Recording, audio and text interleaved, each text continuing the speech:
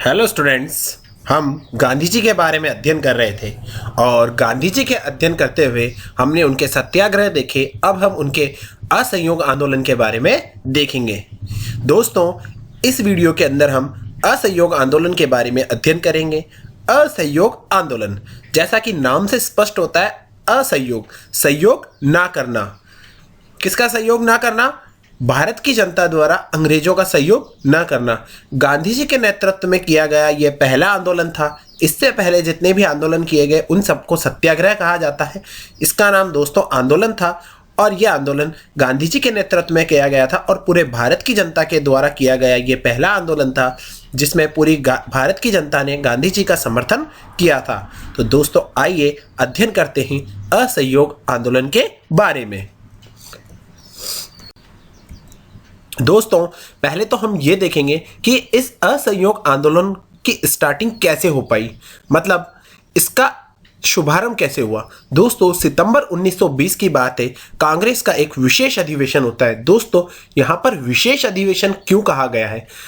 Generally Congress का साल में एक अधिवेशन हुआ करता था, वो दिसंबर में हुआ करता था। लेकिन जब कभी भी अपने तय समय से पहले, मतलब दिसंबर से पहले कांग्रेस को अधिवेशन करना पड़ता था तो कांग्रेस उसको विशेष अधिवेशन का नाम दिया करती थी। तो यहाँ पर जो अधिवेशन है वो दिसंबर में ना होकर सितंबर में हो रहा है, तो इसलिए इसको विशेष अधिवेशन कहा गया। और ये ऐसा कुछ स्पेशल कंडीशंस के साथ ही हुआ करता था। कोई स्पेशल कंडीशन आती थी तब यह इस तरह का अधिवेशन ऑर्गेनाइज किया जाता था। तो दोस्तों, सितंबर 1920 में कांग्रेस का विशेष अधिवेशन होता है। स्थान कहां पर होता है दोस्तों? कलकत्ता। कहां पर होता है यह अधिवेशन? कलकत्ता में। दोस्तों, आपको याद रखना है, ये सब बहुत इंपॉर्टेंट है। इसके बाद इसके अध्यक्ष होते हैं दोस्तों, हर अधिवेशन के अंदर कोई ना कोई इसकी अध्यक्षता करता था। तो यहां पर अध्यक्षता करते हैं दोस्तों लाला लाजपत राय। इसके बाद इस अधिवेशन में असहयोग आंदोलन का प्रस्ताव लाया गया और प्रस्ताव पास हो गया। दोस्तों, इसी अधिवेशन में असहयोग आंदोलन का प्रस्ताव लाया जाता है और प्रस्ताव पास होता है। दोस्तों, आपसे पूछा जाएगा कि कांग्रेस के किस अधिवेशन में असहयोग आंदोलन का प्रस्ताव लाया गया था और प्रस्ताव पास हुआ, तो आपको बोलना है कि वो कलकत्ता का अधिवेशन था जो कि सितंबर 1920 में कांग्रेस के द्वारा विशेष अधिवेशन था, उसमें ये पास हुआ था। इसका समर्थन करते हैं दोस्तों मोतीलाल नेहरू और अली बंधु। और दोस्तों, इसका विरोध करने वाले लोग ज़्यादा होते हैं। खुद अध्यक्ष लाला लाजपत राय इसका विरोध करते हैं, विपिन चंद्र पाल इसका विरोध करते हैं, CR दास, इनका पूरा नाम है दोस्तों चित्तरंजन दास, और मोहम्मद अली जिन्ना जो कि आगे चलकर पाकिस्तान की मांग रखते हैं, ये वही जिन्ना है, मदन मोहन मालवीय, एनी बेसेंट, सुरेंद्रनाथ बैनर्जी, ये सभी लोग इसका विरोध करते हैं। और दोस्तों, समर्थन में ओनली दो ही लोग थे, मोतीलाल नेहरू, अली बंधु। हम यहाँ इंपॉर्टेंट शख्सियत के बारे में ही देखेंगे। तो दोस्तों, समर्थन करने वाले लोग मिलते हैं मोतीलाल नेहरू और अली बंधु।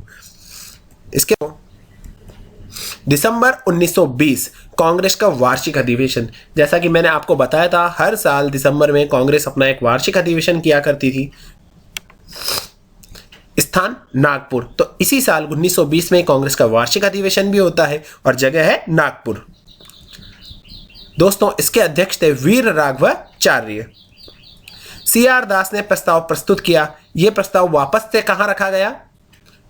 नागपुर अधिवेशन में। और यहां पर भी प्रस्ताव पास हो गया क्योंकि वहां पर विरोध में लोग ज्यादा थे, इसलिए प्रस्ताव तो पास हो गया था लेकिन फिर भी एग्जीक्यूट नहीं हुआ ये। अब ये एग्जीक्यूट एक बार वापस से प्रस्ताव लाया जाएगा। कहां पर? दिसंबर में वार्षिक अधिवेशन में। और यहां पर CR दास प्रस्ताव प्रस्तुत करेंगे और इस अधिवेशन के अध्यक्ष थे वीर राघवाचार्य। बिना विरोध के प्रस्ताव पास हो गया, किसी ने भी विरोध नहीं किया। उद्देश्य क्या था दोस्तों? इसमें कुछ बदलाव किए गए थे। इसमें उद्देश्य यह रखा गया था, वैधानिक और शांतिपूर्ण तरीके से स्वराज प्राप्त करना है। स्वराज मतलब खुद का राज प्राप्त करना है हमें। किस तरीके से? वैधानिक और शांतिपूर्ण तरीके से। वैधानिक का मतलब है कानून में रहते हुए, और शांतिपूर्ण तरीके से मतलब बिना हिंसा किए हुए। जैसा कि आपको पता है, गांधी जी अहिंसा के पुजारी थे, अहिंसा की तरफ जाते थे। तो यहाँ पर शांतिपूर्ण तरीका मतलब अहिंसा वाला तरीका। उसके तरीके से हमें क्या प्राप्त करना है दोस्तों? स्वराज। इसके बाद दोस्तों, कुछ लोग पार्टी छोड़कर भी चले जाएंगे जो इससे नाराज थे, विरोध कर रहे थे। एनी बेसेंट, जिन्ना और विपिन चंद्र पाल जैसे लोग कांग्रेस को छोड़ देंगे। तो दोस्तों, ये विपिन चंद्र पाल वही है जो लाल पाल बाल से फेमस है। तो कुछ लोग पार्टी छोड़ देंगे, एनी बेसेंट, जिन्ना और विपिन चंद्रपाल के नाम इसमें आते हैं। दोस्तों इसी 1920 सन में आपको कुछ इंपॉर्टेंट कार्य भी याद रखने हैं जो हुए। 31 जुलाई 1920 को तिलक जी की मृत्यु हो गई। ये एक बहुत ही ज़्यादा जनक्षति थी भारत को कि एक उन्होंने महान नेता खो दिया। 31 जुलाई 1920 को हमारे जो बाल गंगाधर जी तिलक थे उनकी मृत्यु हो जाती है 31 जुलाई 1920 को। इसके बाद दोस्तों तिलक जी की स्मृति में गांधी जी ने तिलक स्वराज फंड की स्थापना की। दोस्तों ये जो तिलक स्वराज फंड था इसके अंदर 1 करोड़ रुपया एकत्रित होता है और इसके कोषाध्यक्ष है वो जमनालाल बजाज को बनाया जाता है। जैसा कि आपको ज्ञात है कि जमनालाल बजाज हैं, ये गांधी जी के 5वें पुत्र के नाम से विख्यात थे। इसका उद्देश्य था दोस्तों इस फंड का कि राष्ट्रीय आंदोलन में भाग लेने वाले लोगों की सहायता करना और बुढ़ापे में उन्हें पेंशन जैसी आर्थिक सहायता देना। तो जो राष्ट्रीय आंदोलन से लोग जुड़ते थे उनकी मदद करना इस फंड का उद्देश्य था। तो तिलक जी की मृत्यु पर तिलक स्वराज फंड का गठन हुआ और उसमें 1 करोड़ रुपया जमा एकत्रित हुआ और इसके कोषाध्यक्ष थे जमनालाल बजाज। दोस्तों ये जमनालाल बजाज उस समय के बहुत पैसे वाले धनी सेठ थे और जमनालाल बजाज के बारे में ये भी कहा जाता है कि इन्होंने गांधी जी को अपनी एक पासबुक या बैंक की चेक बुक दे रखी थी और पूरी साइन की हुई चेक बुक थी। गांधी जी जब चाहे जितना चाहे पैसा भर के उसमें उसको यूज कर सकते थे। तो जमनालाल बजाज ने अपना पूरा समर्थन गांधी जी को दे रखा था। अब दोस्तों असहयोग आंदोलन में 2 तरह के कार्य हुए, कुछ रचनात्मक या सकारात्मक कार्यक्रम हुए, कुछ नकारात्मक कार्यक्रम हुए। तो पहले हम रचनात्मक और सकारात्मक कार्यक्रम के बारे में पढ़ते हैं। दोस्तों ये एक ऐसा आंदोलन था जिसमें गांधी जी का पूरे भारत की जनता ने खुले रूप से समर्थन किया। दोस्तों इसमें जो रचनात्मक और सकारात्मक कार्यक्रम आते हैं वो ये है कि राष्ट्रीय स्कूल व कॉलेज खोले गए, कि राष्ट्रीय स्तर पर स्कूल और कॉलेज संस्थाएं खोली गई, शिक्षण संस्थाएं खोली गई, जिसके अंदर जो इंपॉर्टेंट कॉलेज और स्कूल आते हैं वो है national school of Lahore. Lahore पहले आपको पता है जैसा कि विभाजन के पहले पाकिस्तान वाला भाग भी भारत में ही लगा करता था, इसलिए नेशनल स्कूल ऑफ लाहौर भी हम इसी में देखेंगे। गुजरात विद्यापीठ, बिहार विद्यापीठ, जामिया मिलिया इस्लामिया कॉलेज भी इसी के तहत खोला गया था। राष्ट्रीय कॉलेज कलकत्ता ये भी इसी के तहत खोला गया था। तो दोस्तों ये कुछ इंपॉर्टेंट स्कूल कॉलेज है जो इसी के तहत असहयोग आंदोलन के तहत ही खोले गए। अस्पृश्यता निवारण कार्यक्रम चलाया गया। दोस्तों जो छुआछूत की बीमारी समाज में फैली हुई थी उसको दूर करने के लिए, ताकि ज़्यादा से ज़्यादा लोग जुड़ सकें, लोगों के अंदर कहीं भी ये भावना ना आए कि ये दलित है, ये उच्च वर्ग का है, ये निम्न वर्ग का है, इस तरह की भावना ना आए और अस्पृश्यता निवारण कार्यक्रम लाकर हम उनको छुआछूत की भावनाओं से दूर रख सकें और ज़्यादा से ज़्यादा लोगों को आंदोलन से जोड़ सकें। स्वदेशी वस्तुओं का प्रयोग व चरखे के प्रयोग पर जोर, हम ज़्यादा से ज़्यादा अपने देश में बनी हुई चीज़ों का इस्तेमाल कर सकें। जैसा कि आपको ज्ञात है कि अंग्रेज यहाँ से कच्चा माल इंग्लैंड ले जाया करते थे और उसका पक्का माल बनाकर इंडिया में ही लाकर उच्च दामों पर बेचा करते थे। इसमें भारतीयों का ही नुकसान होता था और यहाँ से जो इनकम होती थी वो उन्हीं के पास जाती थी। तो इसलिए गांधी जी ने ज़्यादा से ज़्यादा स्वदेशी वस्तुओं के प्रयोग पर जोर दिया और चरखे के प्रयोग पर जोर दिया। मुकदमे के निर्णय के लिए पंचायतों का गठन किया गया। भारतीयों ने यह निर्णय लिया कि हम अपने मुकदमे अंग्रेजी न्यायालयों में नहीं ले जाएंगे, क्योंकि उस समय जितने भी न्यायालय, कलेक्टर, जिलाधीश, न्यायाधीश, जितने भी उच्च अधिकारियों के पद हुआ करते थे वो सब पर अंग्रेज अधिकारी हुआ करते थे। भारतीयों को, जैसा कि मैंने आपको पहले वाले वीडियो में भी बताया है, भारतीयों को उच्च पदों पर नौकरियां नहीं दी जाती थी, उच्च पदों पर नहीं रखा जाता था। भारतीयों को अगर नौकरी देनी भी होती थी अंग्रेजों को तो वो ज़्यादा से ज़्यादा लिपिक की नौकरी मिलती थी, निम्न ग्रेड की नौकरियां मिला करती थी। उच्च पदों पर भारतीयों को नहीं रखा जाता था, उनके हितों से उनको वंचित रखा जाता था। इसके बाद दोस्तों नकारात्मक कार्यक्रम देखते हैं हम। वकीलों ने वकालत छोड़ दी। जो बैरिस्टर थे उस समय वकील थे, जो वकालत किया करते थे, एडवोकेट्स थे, उन्होंने वकालत छोड़ दी। पहले वकील को बैरिस्टर कहा जाता था, वकालत को। जनता अपना मुकदमा अंग्रेजी न्यायालयों में नहीं ले जाए। सरकारी उपाधियां वापस लौटा दी गई। जैसा कि आपको पता है गांधी जी ने भी अपनी, जब उनको प्रथम विश्व युद्ध के दौरान उन्होंने अंग्रेजों की मदद की थी तो उनको केसर हिंद की उपाधि मिली थी, तो वो भी उन्होंने इस समय पे अपनी लौटा दी। विदेशी वस्तुओं का बहिष्कार किया गया। विदेशी वस्तुओं की होली जलाई गई खुलेआम, उन्होंने विदेशी वस्तुओं का बहिष्कार किया। ये जो चोरी चोरा कांड है, जब असहयोग आंदोलन अपनी परम सीमा पे था, पूरे जनहित का उसको सहयोग मिल रहा था। पूरे भारत के लोग जब उससे जुड़े हुए थे, गांधी जी ने इस असहयोग आंदोलन को अपनी तीव्र गति में चला रखा था, तब अचानक यूपी में चोरी चोरा एक कांड होता है। दोस्तों, ये जो चोरी चोरा कांड है, इसके अंदर एक थाना होता है, एक पुलिस का थाना, उसको कुछ लोगों द्वारा जला दिया जाता है और कई पुलिसकर्मी उसके अंदर जलकर मर जाते हैं। दोस्तों, तो इस कांड की वजह से गांधी जी को बहुत आघात पहुंचता है और ये कांड ही उसका तात्कालिक कारण होता है असहयोग आंदोलन को वापस लेने का। तो दोस्तों, चोरी चोरा कांड देखते हैं कहाँ होता है। ये दोस्तों कांड होता है 5 फरवरी 1922 को।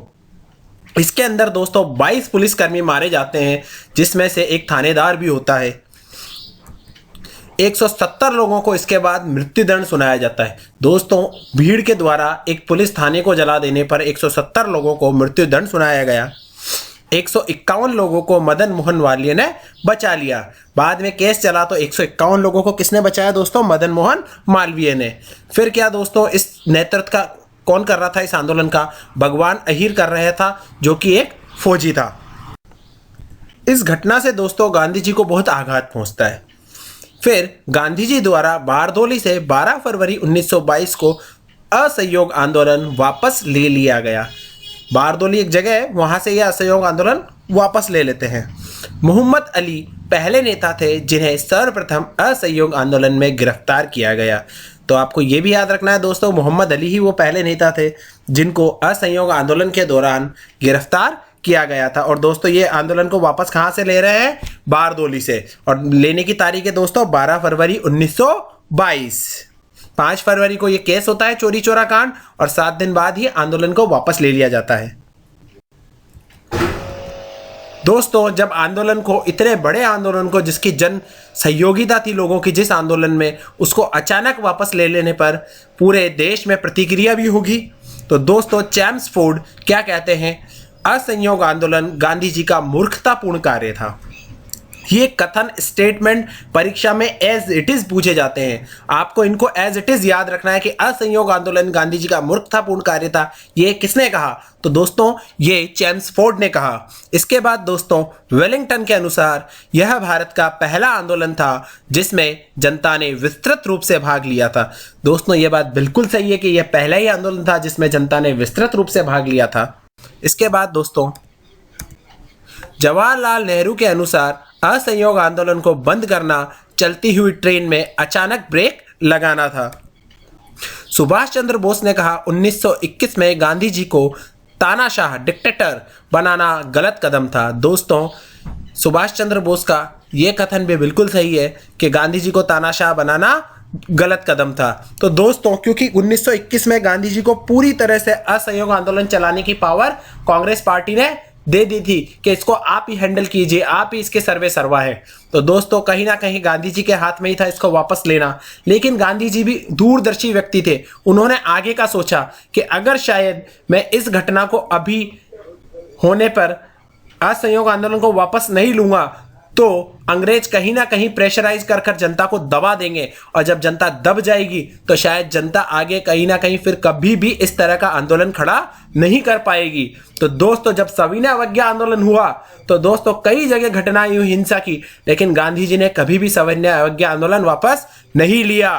तो यही कारण था दोस्तों असहयोग आंदोलन में कि एक हिंसात्मक घटना होते ही गांधी जी ने असहयोग आंदोलन वापस ले लिया। तो इसके ऊपर पूरे देश में घोर प्रतिक्रिया हुई, बड़े बड़े नेताओं ने अपनी राय रखी। इसके बाद दोस्तों, आंदोलन वापस लेने का कारण, सबसे मुख्य कारण और तात्कालिक कारण तो एक ही था दोस्तों, चोरा चोरी कांड। मालाबार व केरल में हिंदू मुस्लिम दंगे भी भड़के थे, ये भी कहीं ना कहीं इसका कारण था। लेकिन जो तात्कालिक कारण बना वो चोरा चोरी कांड था। 1 साल में स्वराज नहीं मिला, काफी साल हो गए थे इसको चलते हुए, 1 साल 1.5 साल। तो लोगों में क्या हुई, एक निराशा सी फैल गई कि शायद अब तो स्वराज आएगा भी नहीं। तो एक ये भी इसका कारण था। दोस्तों, स्टेटमेंट वाले जब क्वेश्चंस आते हैं, क्वेश्चन आता है निम्नलिखित में से कौन सा कथन गलत है, तो वहां इसी तरह से क्वेश्चन पूछे जाते हैं। आप समझोगे कि 1 साल में स्वराज नहीं मिलने से जनता में निराशा, ये सही है या नहीं है, वहां क्वेश्चन गलत होता है। तो इसलिए आपको कंसेप्ट क्लियर करते। असहयोग आंदोलन के बाद दोस्तों क्या हुआ, केसर-ए-हिंद जुलू युद्ध पदक और बोर युद्ध पदक जो गांधी जी की उपाधियां थी, इन्होंने वापस लौटा दी। जमनालाल बजाज ने राय बहादुर की उपाधि वापस लौटा दी। सभी महत्वपूर्ण नेता नाराज हो गए। एकदम आंदोलन को रोकने से बहुत से महत्वपूर्ण नेता नाराज हो चुके थे। उनके अंदर था कि यार गांधी जी ने ये क्या कर दिया। बड़ी मुश्किल से तो एक आंदोलन जो इसमें जन सहभागिता मिली थी, पूरे देश में राष्ट्रीयता की भावना आई थी, उसी आंदोलन को गांधी जी ने वापस ले लिया। तो कहीं ना कहीं नेताओं में नाराजगी थी।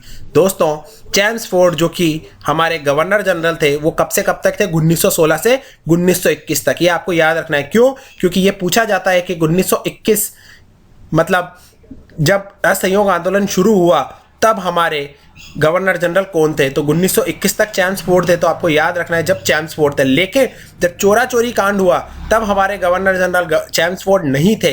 तो जब गवर्नर जनरल हमारे रीडिंग थे। तो आपको कंफ्यूज नहीं होना कि पहले कौन था बाद में कौन है। तो आपको ये यहाँ ध्यान रखना है। असहयोग आंदोलन के बाद 10 मार्च 1922 को 1908 के प्रेस एक्ट के तहत न्यायाधीश ब्रूमफील्ड ने गांधी जी को 6 वर्ष कैद की सजा सुनाई। दोस्तों, ये प्रेस एक्ट वो था जिसके तहत समाचार पत्रों पर पाबंदियां लगाई गई थी कई सारी, कि ये अपने समाचार पत्र में अंग्रेजों के विरुद्ध ये नहीं छाप सकते, बहुत सारी चीजें नहीं छाप सकते थे। तो ये प्रेस एक्ट उसी से संबंधित था। तो इस प्रेस एक्ट को आधार बनाकर गांधी जी को 6 वर्ष का कारावास सुनाया गया था 10 मार्च 1922 को। गांधी जी 2 साल तक जेल में रहे। 6 साल की सजा सुनाई, लेकिन गांधी जी 2 साल तक ही जेल में रहे। 5 फरवरी 1924 को जेल से रिहा हुए और 1924 में ही बेलगाम अधिवेशन हुआ कांग्रेस का। और दोस्तों, ये क्वेश्चन कई बार परीक्षाओं में पूछा गया है कि एकमात्र अधिवेशन है जिसकी अध्यक्षता गांधी जी द्वारा की गई। एकमात्र कांग्रेस का अधिवेशन जिसकी अध्यक्षता किसके द्वारा की गई? गांधी जी के द्वारा। तो ये मोस्ट इंपॉर्टेंट क्वेश्चन बनता है यहाँ। इसके बाद दोस्तों, स्वराज पार्टी की स्थापना भी देख लेते हैं। इस असहयोग आंदोलन के दौरान जो स्वराज पार्टी की स्थापना हुई, इसके बाद वो देख लेते हैं। मार्च 1923 में इलाहाबाद में स्वराज पार्टी की स्थापना हुई। संस्थापक कौन थे दोस्तों? उसके CR दास और मोतीलाल नेहरू। ये मोतीलाल नेहरू जवाहरलाल नेहरू के पिताजी हैं। CR दास का पूरा नाम चित्तरंजन दास है। चित्तरंजन दास इसके कौन थे? अध्यक्ष। दोस्तों, 1925 में CR दास की क्या हो गई? मृत्यु। और दोस्तों, इस पार्टी का जो मुख्य कार्य था वो यह था कि विधान परिषदों में भाग लेकर सरकार के कार्यों में यह रुकावट डालेगी। ये चुनाव में भाग लेगी और सरकार के कार्यों में क्या डालेगी? रुकावट। तो दोस्तों, आज के वीडियो में बस इतना ही। अगर दोस्तों आपको वीडियो पसंद आ रहा है तो प्लीज़ चैनल को सब्सक्राइब करें। जब तक आप चैनल सब्सक्राइब नहीं करेंगे दोस्तों, तो मुझे मोटिवेशन नहीं मिलेगा मैं आगे से आगे वीडियो किस बिहाफ पर लाऊंगा। तो प्लीज़ चैनल को सब्सक्राइब करें और ज़्यादा से ज़्यादा अपने दोस्तों के बीच शेयर करें। धन्यवाद।